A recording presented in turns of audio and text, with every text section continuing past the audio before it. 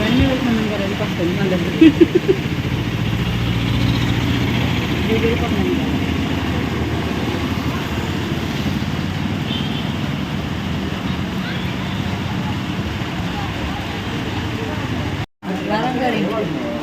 నాతో పాడు రేపు వెళ్తానంటే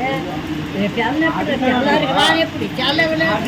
లైట్ మా అన్నాడు కరెంట్ కడతాను అంటాను ఎక్కడ కావాలి థ్యాంక్ యూ మరి అక్కడ కనబడలేదు చాలా బాగాలేదు